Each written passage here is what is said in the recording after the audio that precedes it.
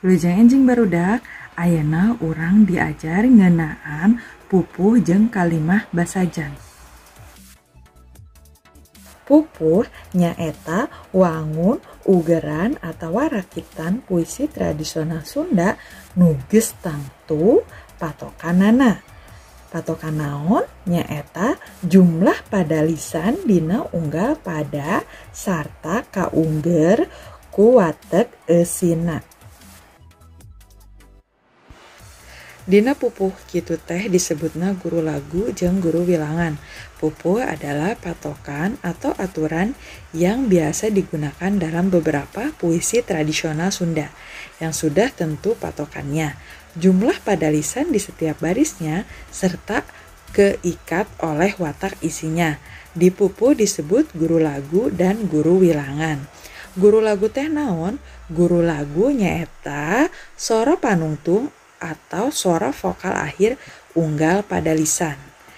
Nah, upama guru wilangan nyaeta jumlah engang dina unggal pada lisan, jumlah suku kata pada setiap barisnya.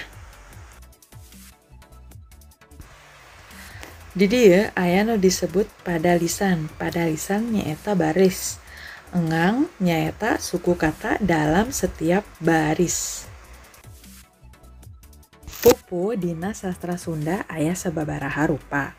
Unggal pupuh boga watek masing-masing nu ngawakilan kaayaan atawa kajadian nu keur dicaritakeun. Pupuh teh kabehna aya 17. Nah, nyaeta pupuh teh dina sastra Sunda aya sababaraha macam. Setiap pupuh mempunyai watak masing-masing yang mewakilkan keadaan atau kejadian yang sedang diceritakan. Nah, tadi geus disebutkeun yen pupuh teh aya 17 nyaeta nu kahiji Asmarandana, Dangdang Gula, Balakbak, Durma, Gambuh, Durisa, Juru Demung, Kinanti, Ladrang, Lambang, Magatru, Mas Kumambang, Mijil, Wirangrong, Pangkur, Pucung, jeung nu terakhir nyaeta pupuh Sinom. Pupuh KSAD Kinanti, Sinom, Asmarandana, Dangdang Gula disebut sekar ageng. Ari pupuh sajana disebut sekar alit. Pupuh KSAD disebut suaranya besar, pupuh yang lainnya disebut suaranya kecil. Karena apa? Karena dalam menyanyikannya menggunakan nada yang besar ya, suara yang besar. Pupuh pucung nyaeta pupuh anu ngagambarkeun rasa ambek ka diri sorangan atawa keheul kulantaran teu panuju hate. Jadi pupuh yang menggambarkan rasa kesal karena tidak sesuai dengan keinginan hati. Nah, dina pupuh pucung aya guru lagu jeung guru wilangan nu hitunganana nyaeta 12U, genep A, 8E, 12A. Contoh hitungan dina pupuh. Tadi geus disebutkeun, pupuh pucung teh nyata pupuh anu ngagambarkeun rasa marah ke diri sendiri atau kesal karena tidak sesuai dengan hatinya atau keinginannya. Ini pupuh mempunyai guru lagu jeung guru wilangan. Yuk urang hitung babarengan. Nu kahiji hayu batur urang diajar sing suhut. Ha hiji yu 2 ba tilu tur 4 ura 5 eng genep di 7 a 8 jar 8 sing 10 su 11 hut 12. Jadi aya 12 u. Nah, anu kadua nyaeta ulah lalawora. U hiji lah 2 la tilu la 4 wo 5 ra genep. Jadi aya sabaraha? Guru wilanganna aya genep, tulis genep. Nah, suara panungtung atau guru lagu nyaeta aya apa? Aya huruf A. Jadi tulis genep A. Saterasna aya kata bisi engke henteu naik. Bisi engke henteu naik. Aya sabaraha? Aya 8 ya guru wilanganna. jeung anu sora panungtungna aya huruf naon e cutrek.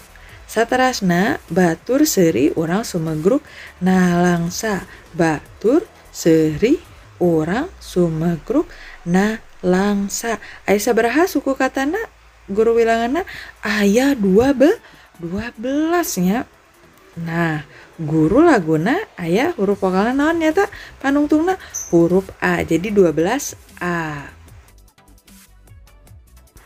Ayeuna urang diajar ngeunaan kalimah wawaran. Kalimah wawaran teh dibagi 2. Nyata kalimah wawaran basajan jeung kalimah wawaran jembar.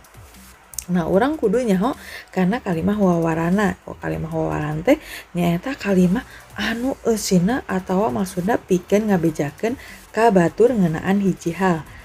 Kalimah yang isinya atau maksudnya untuk memberitahu ke orang lain mengenai satu hal. Nah, kalimah wawaran jembar nyata kalimah anu aya katerangannya. Jadi beda jeung kalimah basajan. Nah, anu rek dibahas dina pertemuan ieu teh nyaeta kalimah wawaran basajan. Kalimah basajan teh naon? Nyaeta kalimah anu diwangun ku subjek atawa jejer, predikat atawa caritaan atawa kecapagawean sarta ditambah ku objek. Nah, kalimah wawaran basajan adalah kalimah yang dibangun oleh apa? Subjek, predikat, dan objek. Contoh tina kalimah wawaran basajan. Meuli buku Tanjung. Lamun dibenerkeun kalimatna jadi Tanjung meuli buku. Nah, Tanjung subjek, meuli predikat, buku objek. Saterasna aya contoh dongeng Pais Maca. Nah, lamun dibenerkeun jadi naon? Pais maca dongeng. Nah, anak-anak, Pais itu sebagai apa? Subjek. Maca predikat, dongeng objek. Tadi geus disebutkan upama kalimah wawaran jembar nyata aya naon? Kata katerangan. Contoh, meuli buku Tanjung di toko buku. Lamun dibenerkeun jadi naon? Tanjung meuli buku di toko buku. Tanjung subjek, meuli predikat, buku objek di toko buku naon? Katerangan tempat. Contoh nu sejenna nyaeta dongeng Pais maca di hareupeun kelas. Lamun dibenerkeun jadi naon? Pais maca dongeng di hareupeun kelas ya. Jadi upama dititenan jadi Pais mangrupakeun subjek. Maca predikat, dongeng objek, jeung di hareupeun kelas mangrupakeun naon? Katerangan tempat. Hatur nuhun. Wilujeng patepang di minggon payun.